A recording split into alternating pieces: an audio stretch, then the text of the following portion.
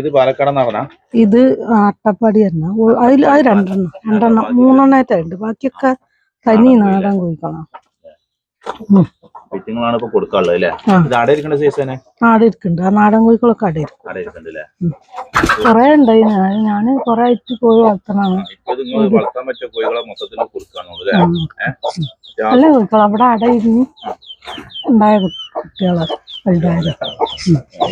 ഈ ഓസ് മുട്ടത്തീറ്റുണ്ട്, പിന്നെ അമൃതപ്പൊടി, ചോളത്തോട്, ഇതൊക്കെയാണ്.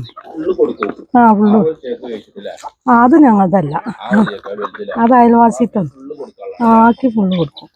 ഇതുള്ള ചെയ്യ് 2 കുട്ടികളടക്കം ഒക്കെ മുട്ടയിടും.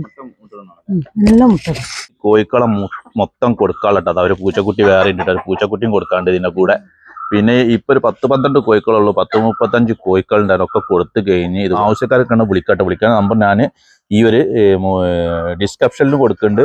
പിന്നെ അപ്പോൾ അത് പൊയ്ക്കണമെങ്കിൽ ഞാൻ അതിൽ സോൾഡ് ഔട്ട് എന്ന് ഈ യൂട്യൂബിന്റെ ആ ഡിസ്ക്രിപ്ഷനിൽ ഞാൻ സോൾഡ് ഔട്ട് എഴുതി വിടും. ഇപ്പൊ ഇതാ നല്ല അടയിരിക്കണ നാടൻ കോഴികളാണ്. അതുപോലെ തന്നെ 2 പാലക്കാടൻ കണ്ടില്ലേ, 2 പാലക്കാടന്റെ ഒരു കോഴികളുണ്ട്. അത് മുട്ടയിടണം.